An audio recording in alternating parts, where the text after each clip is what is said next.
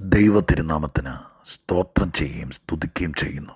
ക്രിസ്തുവിൽ പ്രിയമുള്ളവരെ, സഹോദരങ്ങളെ, സഹോദരിമാരെ, കർത്താവിൻ്റെ തിരുവചനവുമായി ഒരു പ്രാവശ്യം കൂടെ നമ്മൾ തിരുസന്നിധിയിലിരിക്കുകയാണ്. അനുഗ്രഹീതമായിരിക്കുന്ന ഈ നല്ല ദിവസത്തിൻ്റെ നല്ല നിമിഷങ്ങൾക്കായിട്ട് ദൈവത്തെ സ്തുതിക്കുന്നു. വചനം കേൾപ്പാൻ ലോകത്തിൻ്റെ നാനാഭാഗത്ത് ഒരുപാട് പേർ ഓരോ ദിവസവും അതീവ തൽപരരാണെന്നുള്ള തിരിച്ചറിവ് കർത്താവിൻ്റെ സന്നിധിയിലിരിപ്പാനും ദൈവത്തോട് ചോദിപ്പാനും ദൈവത്തിൽ നിന്ന് പ്രാപിപ്പാനും, ഒപ്പം ലോകത്തെവിടായിരുന്നാലും നിങ്ങൾക്ക് ഇടതടവ് കൂടാതെ ദൈവത്തിൻ്റെ വചനം എത്തിച്ചു തരുവാനും ഞാൻ പ്രതിജ്ഞാബദ്ധനാകുന്നു. ആവേശമുള്ള വചന കേൾവിക്ക് താല്പര്യമുള്ളവരെ, അറിയുമ്പോഴും കാണുമ്പോഴുമെല്ലാം നിങ്ങൾക്കുള്ളത് ദൈവത്തിൽ നിന്ന് പ്രാപിപ്പാൻ, കർത്തൃസന്നിധിയിലിരിപ്പാനൊക്കെ എനിക്ക് പ്രചോദനം നൽകുന്നു. ഇന്നും ദൈവത്തിൽ നിന്ന് പ്രാപിച്ചൊരു ദൈവിക സന്ദേശം നിങ്ങൾക്ക് പങ്കുവയ്ക്കാൻ ഒരുങ്ങുന്നു. വചന കേൾവിക്ക് താല്പര്യം കാണിക്കുന്ന പ്രിയപ്പെട്ടവർക്ക് സ്നേഹാഭിവാദനങ്ങൾ യേശുക്രിസ്തുവിൻ്റെ നാമത്തിൽ അറിയിക്കുന്നു. ഒപ്പം എപ്പോഴും എന്നെ കൂടെ നിർത്തി ദൈവവചനത്തിലേക്ക് നോക്കുമ്പോഴൊക്കെയും അസാധാരണ ആത്മീക ചിന്തകൾ ഉള്ളിൽ നൽകിത്തരുന്ന എൻ്റെ രക്ഷിതാവും കർത്താവുമായിരിക്കുന്ന, വചനം വ്യാഖ്യാനിപ്പാനും വചനം പറയാനും എനിക്ക് അമിത കൃപ നൽകുന്ന എൻ്റെ രക്ഷകനെ, എൻ്റെ വാഴ്ത്തപ്പെട്ട ദൈവത്തെ ഒത്തിരി ഹൃദയത്തിൽ നിന്ന് സ്തുതിച്ചുകൊണ്ട് മഹത്വം കരയറ്റിക്കൊണ്ട് ഇന്ന് നിങ്ങളുമായി പങ്കുവയ്ക്കാൻ ആഗ്രഹിക്കുന്ന തിരുവെഴുത്ത് കൊരിന്ത് ലേഖനത്തിൽ നിന്നാണ്. കൊരിന്ത്യർക്കെഴുതിയ 2-ാമത്തെ ലേഖനം 12-ാം അധ്യായം 6-ാമത്തെ വാക്യം. 2 കൊരിന്ത്യർ 12:6. ഞാൻ പ്രശംസിപ്പാൻ വിചാരിച്ചാലും മൂഢനാകയില്ല, സത്യമല്ലേ പറയുന്നത്. എങ്കിലും എന്നെ കാണുന്നതിനും എൻ്റെ വായിൽ നിന്ന് കേൾക്കുന്നതിനും മീതെ ആരും എന്നെക്കുറിച്ച് നിരൂപിക്കരുത് എന്ന് വെച്ച് ഞാൻ അടങ്ങുന്നു. നല്ല മനുഷ്യൻ്റെ വാക്കൊന്നൂടെ ഞാൻ പറയട്ടെ. എങ്കിലും എന്നെ കാണുന്നതിനും എൻ്റെ വായിൽ നിന്ന് കേൾക്കുന്നതിനും മീതെ ആരും എന്നെക്കുറിച്ച് നിരൂപിക്കരുത് എന്ന് വെച്ച് ഞാൻ അടങ്ങുന്നു. വേദപുസ്തകത്തെക്കുറിച്ച് പലപ്പോഴും ഞാൻ എൻ്റെ ചിന്തകളിൽ, കൊച്ചു സന്ദേശങ്ങളിൽ പോലും പറയാറുണ്ട്. വേദപുസ്തകം വെറുമൊരു മോട്ടിവേഷൻ നമുക്ക് നൽകിത്തരുന്ന, രാവിലെ ഒരു ബൂസ്റ്റ് പോലെ ഇച്ചിരി സന്തോഷം തരുന്ന, നമുക്കിച്ചിരി ബലം നൽകുന്ന, ഇച്ചിരി ചിന്തനീയമായിരിക്കുന്ന ചിന്തകൾ കൊണ്ട് നമ്മളെ ഒന്ന് സജീവമാക്കാൻ വേണ്ടി തരുന്ന ഒരു സാധാരണ ചിന്ത മാത്രം തരുന്നൊരു പുസ്തകമല്ല ഇത്. ഒരു മോട്ടിവേഷൻ ഗ്രന്ഥമല്ല ഇത്. പിന്നെയോ തിരുവെഴുത്ത് നന്നായി മനസ്സിലാക്കിയാൽ വിശുദ്ധ ബൈബിളിനകത്ത് ലൈഫ് ചേഞ്ചിങ് മെസ്സേജ് ഉണ്ട്. താൽക്കാലികമായിട്ട് നമുക്കൊരു സന്തോഷം തരുന്നതല്ല, ഒരു ഉന്മേഷം തരുന്നതല്ല. ലൈഫ് ചേഞ്ചിങ് മെസ്സേജ് ഉണ്ട്. ലൈഫ് സെറ്റിംഗ് മെസ്സേജുകൾ, ജീവിതത്തെ സെറ്റിൽ ചെയ്യാൻ പറ്റുന്ന സന്ദേശങ്ങൾ തിരുവെഴുത്തിനകത്തുണ്ട്. Life tuning മെസ്സേജുകളുണ്ട്. നമ്മെ തന്നെ കറക്റ്റാക്കിയെടുക്കാൻ, ട്യൂൺ ചെയ്തെടുക്കാൻ പറ്റുന്ന സന്ദേശങ്ങൾ തിരുവെഴുത്തിനകത്ത് നമുക്ക് നന്നായിട്ട് ഗ്രഹിക്കാനും ചകഞ്ഞെടുക്കാനും പറ്റും. ലൈഫ് കൺട്രോൾ മെസ്സേജുകളുണ്ട്. ജീവിതത്തെ കൺട്രോൾ ചെയ്യുന്ന പ്രലോഭനങ്ങളും അതുപോലെ തന്നെ നമുക്ക് പ്രചോദനങ്ങളൊക്കെ നൽകുന്ന ഈ ലോകത്ത് നമ്മൾ വഴുതിപ്പോകാതിരിക്കാൻ നമുക്ക് നമ്മെ തന്നെ കൺട്രോൾ ചെയ്യാൻ പറ്റുന്ന ദൈവിക സന്ദേശങ്ങൾ തിരുവെഴുത്തിനകത്തുണ്ട്. ഇങ്ങനെ പല വിധത്തിൽ ജീവിതത്തോടുള്ള ബന്ധത്തിൽ, മനുഷ്യനോടുള്ള ബന്ധത്തിൽ നാം നമ്മെ തന്നെ നന്നാക്കാൻ ഒരു ശ്രമം നടത്തുന്നവരാണ് എന്നെ കേൾക്കുന്നെങ്കിൽ ഞാൻ ആ വാക്കൊന്നോടെ ആവർത്തിക്കട്ടെ. ജീവിതത്തിൽ പാകപ്പിഴകളും തെറ്റുകളൊക്കെ പറ്റാം. ഇതൊന്നും പറ്റാതെ ശരി മാത്രം ചെയ്ത് ഈ ലോക ജീവിതം തീർത്ത ആരെങ്കിലും ഉണ്ടോ എന്ന് ചോദിച്ചാൽ എനിക്കറിയില്ല. കാരണം എല്ലാവരുടെയും ജീവിതത്തിൻ്റെ എല്ലാ പുറങ്ങളും നമ്മൾ കാണുന്നില്ലല്ലോ. പകൽ മാന്യന്മാരെന്നൊക്കെ പറയുന്നത് പോലെ നമ്മൾ കാണുമ്പോൾ പലരും മാന്യതയാണെങ്കിൽ ഇവരുടെയൊക്കെ ജീവിതത്തിൻ്റെ, എല്ലാവരുടെയും ജീവിതത്തിൻ്റെ വീഴ്ചകൾ, താഴ്ചകൾ, പോരായ്മകൾ ഇതൊക്കെ അറിയുന്ന ദൈവമാണ്. പക്ഷെ വിശുദ്ധ ബൈബിൾ നമുക്ക് തരുന്ന പ്രേരണ, ആരെങ്കിലും ഒരാൾ തെറ്റുകളെ തിരിച്ചറിഞ്ഞ്, വീഴ്ചകളെ തിരിച്ചറിഞ്ഞ് രക്ഷപ്പെടാൻ വേണ്ടി ഏത് പ്രായത്തിലുമാകട്ടെ, ഏത് സമയത്തും ആഗ്രഹിച്ചാൽ അവരെ ദൈവം ഒത്തിരി സഹായിക്കും. ഇന്നും ദൈവത്തിൻ്റെ ആത്മാവ് എന്നോട് പറയുന്നു, ആരെയൊക്കെയോ ദൈവത്തിന് സഹായിപ്പാൻ ഒത്തിരി താല്പര്യമുണ്ട്. ഈ സന്ദേശം അതിന് ഉതകട്ടെ എന്ന് പ്രാർത്ഥിച്ചുകൊണ്ട് ഞാൻ തുടരട്ടെ. ഈ വാക്യത്തിനകത്ത് ധന്യനായി പൗലോസ് ശ്ലീഹ കൊരിന്ത്യരോട് പറയുകയാണ്, ഞാൻ പ്രശംസിപ്പാൻ ആഗ്രഹിച്ചാലും ഞാൻ മൂഢനാകത്തൊന്നുമില്ല, ഞാൻ സത്യമാണ് പറയുന്നത്. എന്താ അദ്ദേഹം സത്യം പറയുന്നതെന്നറിയാമോ? അദ്ദേഹം ഈ മുകളിൽ പറഞ്ഞിരിക്കുന്നത് 12-ാം അധ്യായത്തിൻ്റെ ആരംഭവാക്യങ്ങളിൽ പറഞ്ഞിരിക്കുന്നത്, പൗലോസ് എന്ന ഈ മനുഷ്യൻ, അദ്ദേഹം പേര് പറയുന്നില്ല, ക്രിസ്തുവിലുള്ളൊരു മനുഷ്യനെന്നാണ് പറയുന്നത്. അഥവാ പൗലോസിനെ തന്നെ ഉദ്ദേശിക്കുന്നത്. പറയുന്നത് എന്താ? 3-ാം സ്വർഗത്തോളം എടുക്കപ്പെട്ടു. ആ കാര്യമാണ് പറയുന്നത്. ഇപ്പം സ്വർഗത്തിൽ പോയ ഒരാളാണ് ഞാനെന്നൊക്കെ പറയുമ്പോൾ ആളുകൾ നെറ്റി ചുളുക്കും. ചിലപ്പോൾ നമുക്ക് ഇരട്ടപ്പേരിട്ട് വിളിച്ച് ചെയ്തേക്കാം നാട്ടിൽ. പൗലോസ് പറയുന്നു, ഞാൻ സ്വർഗത്തിൽ പോയതാ, 3-ാം സ്വർഗത്തോളം എടുക്കപ്പെട്ട ആളാണ്. കൃത്യമായി തെളിവുകൾ പറയുന്നു. ഞാൻ അവിടെ ചെന്നു, ശബ്ദം കേട്ടു. അപ്പോൾ ഇത് വേണമെങ്കിൽ എനിക്ക് എന്ത് ചെയ്യാം? എനിക്ക് പറഞ്ഞുകൊണ്ട് നടക്കാം. ഞാൻ ആരാന്നറിയാമോ? ഞാൻ സ്വർഗം കണ്ടവനാന്നൊക്കെ പറയാം. ഏതാണ്ട് സ്വപ്നം കണ്ടിട്ട് സ്വർഗം കണ്ടെന്നൊക്കെ പറഞ്ഞുകൊണ്ട് പുസ്തകം എഴുതുന്ന ആൾക്കാർക്ക് നമ്മുടെ ഇടയിലുള്ളപ്പോൾ ഈ പൗലോസ് സ്വർഗം കണ്ടതിനെക്കുറിച്ച് മാത്രം ഒരു പുസ്തകം, ഒരു ലേഖനം എഴുതിയില്ലല്ലോ. അതിന് കാരണം എന്താ?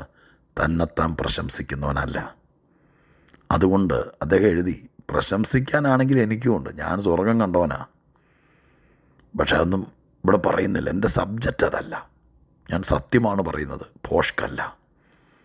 എന്നിട്ട് അദ്ദേഹം പറഞ്ഞതാണ് ഇന്നത്തെ നമുക്കുള്ള ദൈവത്തിൻ്റെ ദൂത്. എന്താ അദ്ദേഹം പറഞ്ഞെന്നറിയാമോ? എന്നെ കാണുന്നതിനും എൻ്റെ വായിൽ നിന്ന് കേൾക്കുന്നതിനും മീതെ ആരും എന്നെക്കുറിച്ച് ഒന്നും നിരൂപിക്കരുത്. ചിലരെക്കുറിച്ച് നമ്മൾ പറയില്ലേ, ആ പുള്ളി ആ കാണുന്നത് പോലൊന്നും അല്ല കേട്ടോ. ആ കാണുന്നതൊന്നും വെച്ച് വിലയിരുത്തണ്ട. കാണുന്ന പലരെക്കുറിച്ചും അങ്ങനെ പറയുന്നത്, കാണുന്നത് പോലല്ല. എന്നാ സാധനം എന്നറിയാമോ? ചിലരെക്കുറിച്ചൊക്കെ പറയും, ഇത് ചീത്തയൊന്നും അല്ലെങ്കിലും ഞാൻ പറയാം കേട്ടോ, കാന്താരിയ എന്നൊക്കെ പറയും. എൻ്റെ അർത്ഥം എന്താ? ഈ കാണുന്നത് പോലല്ല നമ്മൾ. ഇനി പറച്ചിലോ ഭയങ്കര ചക്കരവാക്കും, ഭയങ്കര വർത്താനം കൊണ്ട് ചിലപ്പോൾ ആളുകളെ അങ്ങ് പൊതിയും. പക്ഷേ അടുത്തറിയുന്ന ആളുകൾ പറയും, വാക്കൊന്നും കേൾക്കണ്ട കേട്ടോ, ആ പറയുന്ന ആ വലിയ പഞ്ചാര വെള്ളം പോലത്തെ മതിരിക്കുന്ന വാക്കൊന്നും അല്ല കേട്ടോ. ആൾ അടുക്കുമ്പോൾ അറിയാം, പറയുന്ന പോലെ ഒന്നുമല്ല. സത്യത്തിൽ കൂടുതൽ ആളുകളെക്കുറിച്ച് പൊതുലോകത്ത് പറയുകയും കേൾക്കുകയും ചെയ്യുന്നത് ആ കാണുന്നത് പോലെയൊന്നുമല്ല പുള്ളി, ആ പറയുന്നത് പോലൊന്നുമല്ല ആൾ കേട്ടോ എന്നാണ് പറയാറുള്ളത്. പക്ഷെ പൗലോസ് ഒരു പിടിവാശിക്കാരനാണ്. അദ്ദേഹത്തെക്കുറിച്ച് പറയുക, എന്നെക്കുറിച്ച് കാണുന്നതിനപ്പുറം ആരും നിരൂപിക്കരുത്. എൻ്റെ വായിൽ നിന്ന് കേൾക്കുന്നതിനപ്പുറം ഞാനൊന്നുമല്ല. എന്താണോ ഈ കാണുന്നത് അതാണ് ഞാൻ, എന്താണോ ഞാൻ പറയുന്നത് അതാണ് ഞാൻ. ഒന്നുകൂടെ ഞാൻ ആ കാര്യം പറയട്ടെ, കാത് തുറന്ന് കേൾക്കാമോ? എൻ്റെ വസ്ത്രധാരണം ഇതൊന്നും മേക്കപ്പല്ല, ആരെയും കാണിക്കാനല്ല. എൻ്റെ ഈ തലമുടി, എൻ്റെ ഈ മുഖം, ഇതൊന്നും ആരെയും കാണിക്കാൻ വേണ്ടി വെളുപ്പിക്കുകയോ കറുപ്പിക്കുകയോ ഒന്നും ചെയ്തിട്ടില്ല. ഇതാണ് ഞാൻ, ഈ ധരിച്ചിരിക്കുന്നത് ഇതാണ് ഞാൻ. ഇത് വേഷം കെട്ടലല്ല, ഈ കാണുന്നതാണ് ഞാൻ. ഹായ്, അതിന് വാക്കിൻ്റെ സംഭവത്തിൻ്റെ ആഴം നിങ്ങൾക്ക് പിടികിട്ടുന്നോ? ഒരു മാന്യതയുടെ, ഒരു പെർഫെക്റ്റ് മാന്യത, എല്ലാ അവകാശവാദങ്ങൾ അതിനകത്ത് പറയുക. എന്നെ ഈ കാണുന്നതിനപ്പുറം ഒന്നും ഞാനില്ല, ഈ കാണുന്നതാണ് ഞാൻ. എൻ്റെ വായിൽ നിന്ന് വരുന്ന വാക്കുകൾ, ഈ വാക്കുകളാണ് ഞാൻ, ഇതിനപ്പുറത്തേക്ക് ഞാനില്ല. എന്നെ കാണുന്നതിനും കേൾക്കുന്നതിനും അപ്പുറത്തേക്ക് ഒരാൾ ഒന്നും നിരൂപിക്കുക പോലും ചെയ്യരുത്. ഇതാണ് ഞാൻ. ആദർശത്തിനായിട്ട് ദൈവത്തിന് സ്തോത്രം ചെയ്യുന്നു. നമുക്ക് പലപ്പോഴും പറ്റുന്നത്, ഞാൻ സ്നേഹത്തോടെ പറയട്ടെ, ഈ കാണുന്നതല്ല നമ്മൾ ചെറ്റക്കുടലിൽ കിടന്നാലും കൊട്ടാരത്തിൽ നിന്നാണ് വരുന്നതെന്ന് കാണിക്കാൻ വേണ്ടി എൻ്റെ പൊന്നു മക്കളെ എന്നെയൊക്കെ കാണിക്കും. നമുക്കറിയാം, ചില പിള്ളേരൊക്കെ വേഷം കെട്ടി ഇറങ്ങുന്ന കാണുമ്പോൾ ഫറവോൻ്റെ പുത്രിയാൻ തോന്നിപ്പോവും. പക്ഷേ ഞാൻ പറയുന്നില്ല, നമ്മളെന്താണോ അത് കാണിക്കുക, അത് പറയുക. അതാണ് വാസ്തവത്തിൽ ഒരാത്മീക നേതൃത്വത്തിൽ നിൽക്കുന്ന ആത്മീകനായൊരു മനുഷ്യൻ്റെ വാക്കുകളാണ് ഞാൻ എടുത്ത് കാണിക്കുന്നത്. നമുക്കിന്ന് അതിനൊന്ന് മനസ്സ് വയ്ക്കാമോ? എന്നെ തന്നെ കാണിക്കുക എന്നൊരു വാക്കുണ്ട്. ഞാൻ വലിയ ആളാണ്, ഞാൻ അപ്പോസ്തലനാണ്, പ്രവാചകനാണെന്നൊന്നും ഏച്ചു കെട്ടണ്ട. ഞാൻ ദൈവ പൈതൽ, ഞാൻ എന്നെ തന്നെ, ഈ കാണുന്നത്, ഈ കേൾക്കുന്നത്, അതിനും അപ്പുറമാണ് ഇന്ന് ഊന്നിപ്പറയാൻ എൻ്റെ ഹൃദയത്തിൽ തന്നിരിക്കുന്നൊരു വാക്ക്. അതുകൊണ്ട് എന്താ ചെയ്യുന്നതെന്നറിയാമോ? അടുത്ത വാചകം എഴുതിയിരിക്കുന്നത് ഇങ്ങനെയാണ്: ആരും എന്നെ തെറ്റിദ്ധരിക്കരുത്. അതിന് ഞാൻ എന്ത് ചെയ്യുക? എന്നെ തന്നെ, തന്നെത്താൻ ഞാൻ അടങ്ങുന്നു. പിള്ളേരോടൊക്കെ എത്രയോ പ്രാവശ്യം അമ്മമാർ പറഞ്ഞു, അടങ്ങിയിരടാ എന്ന് പറഞ്ഞാൽ മനുഷ്യൻ കുഞ്ഞുപ്രായം മുതൽ തന്നെത്താൻ അടങ്ങിയിരിക്കാനും അടങ്ങാനും ഒക്കെ വലിയ പാടാണ്. ഇവരിങ്ങനെ തിളച്ചുകൊണ്ടിരിക്കും. പക്ഷെ പൗലോസ് എന്ന മനുഷ്യൻ തന്നെത്താൻ അടങ്ങുകയാണ്. എൻ്റെ പ്രിയപ്പെട്ടവരെ, ഈ വാക്കുകളുടെ പുറകിലൊരു പശ്ചാത്തലമുണ്ട്. പൗലോസിനെ കൊരിന്ത്യ സഭക്കാർ വല്ലാതെ തെറ്റിദ്ധരിച്ചു. ആരും വിശ്വസിക്കാത്തൊരു സ്ഥിതിയിലാണ്. പക്ഷെ അദ്ദേഹം കയ്യും ചുരുട്ടിക്കൊണ്ട് മുഷ്ടിയും ചുരുട്ടിക്കൊണ്ട് വാട കാണിക്കാട സ്റ്റൈലല്ല, തന്നെത്താൻ അടങ്ങുന്നു. ഞാൻ നിങ്ങളോട് ആ വാക്ക് പറഞ്ഞ് പ്രാർത്ഥിക്കാം. എൻ്റെ പ്രിയപ്പെട്ടവരെ, ജീവിതത്തിൽ ദൈവമായ കർത്താവ് നമ്മെ വെളിപ്പെടുത്തിയെങ്കിലേ നമ്മൾ ആരാണെന്ന് ലോകത്തിന് ബോധ്യപ്പെടും. നമ്മൾ തന്നെ പറഞ്ഞ് പൊങ്ങച്ചടിച്ചുകൊണ്ട് ഞാൻ രാജാവിൻ്റെ മോനാണ്, ഞാൻ കൊട്ടാരത്തിലാണ് പിറന്നത്, ഞാൻ ഇന്നതാണെന്നൊക്കെ പറഞ്ഞ് വെറുതെ വാചകം അടിച്ചാൽ നമ്മൾ നാണം കെടുകയുള്ളൂ. ദൈവം ഇന്നല്ലെങ്കിൽ നാളെ നമ്മെ ലോകത്തിന് മുമ്പിൽ അവതരിപ്പിക്കും. അതുവരെ നാം നമ്മെ തന്നെ അടക്കുക, അല്ലെങ്കിൽ അടങ്ങുക, സംയമനപ്പെടുക, സെൽഫ് കൺട്രോൾ. ദൈവം നമുക്ക് വേണ്ടി പ്രവർത്തിക്കും. ദൈവം നമ്മളെ മാനിക്കും. മറ്റുള്ളവരുടെ മുമ്പിൽ അപമാനമാക്കാതെ ദൈവം ഉദ്ദേശിക്കുന്ന പോലെ കൊണ്ടുവരും. അതുകൊണ്ട് നമുക്ക് ലൈഫ് സെറ്റ് ചെയ്യാം.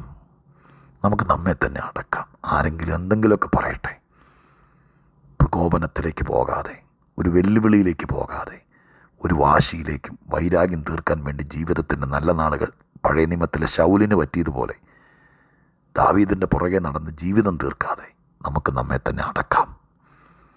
നമുക്ക് അടങ്ങാം. ബാക്കി ദൈവം പ്രവർത്തിക്കും. ദൈവം നമുക്ക് വേണ്ടി കരുതും. ഒരു ദിവസം എല്ലാ ധാരണകളും മാറ്റും. അതുവരെ നമ്മൾ നമ്മുടേതായിട്ടൊന്നും പുറം ലോകത്തിന് കാണിച്ചു കൊടുക്കാതെ തന്നെത്താൻ അടങ്ങുക. ബാക്കി ദൈവം പ്രവർത്തിക്കട്ടെ. പ്രാർത്ഥിക്കട്ടെ. പരിശുദ്ധ ദൈവമേ, ഞങ്ങളുടെ സ്വർഗീയ പിതാവേ, അനുഗ്രഹീതമായ നല്ല ദിവസം. പറയാനാണെങ്കിൽ ഒത്തിരി വാക്കുകൾ, തെളിവുകൾ ഒക്കെ കയ്യിലുണ്ട്. പക്ഷെ അതുകൊണ്ടൊന്നും ഈ ലോകത്തിൽ പിടിച്ചു നിൽക്കൽ നടക്കത്തില്ലെന്നറിയാം. ധനാത്മീകരണ ലോകമാണ്. സാത്താൻ്റെ സന്നിവേശമുള്ള ലോകമാണ്. ലോകത്തിൻ്റെ പ്രഭു ഭരിക്കുന്ന ഈ ലോകമാണിത്. ഇവിടെ ദൈവത്തിൻ്റെ മക്കൾ തന്നെത്താൻ അടങ്ങി പാർത്ത് ദൈവത്തിൽ പ്രിയം വെച്ച് ജീവിക്കുക എന്നുള്ളതാണ് ഏറ്റവും ശ്രേഷ്ഠത. നാഥ, ഇത് കേൾക്കുന്ന ഒത്തിരി പേർ ദൈവം ഉയർത്തും, ദൈവം മാനിക്കും, ദൈവത്താൽ ഒരവസരം ഉണ്ടാകും. അതുവരെ തന്നെത്താൻ അടങ്ങി പാർക്കാൻ കൃപ നൽകണമേ. ഞാൻ ഉൾപ്പെടെ വിശ്വസിക്കുന്ന ദൈവമക്കൾക്ക് എല്ലാവർക്കും ഇത് അനുഗ്രഹമാകട്ടെ. പൗലോസ് പറയുന്നു, ഞാൻ എന്നെ തന്നെ അടക്കുന്നു, തന്നെത്താൻ അടങ്ങുന്നു. നാഥ, അങ്ങനെ ഒരു കൃപ നൽകണം. ദൈവം അത് ചെയ്യും. എല്ലാവർക്കും നന്മ വരണം. യേശുവിൻ നാമത്തിൽ പ്രാർത്ഥിക്കുന്നു. കേൾക്കണമേ പിതാവേ. ആമേൻ.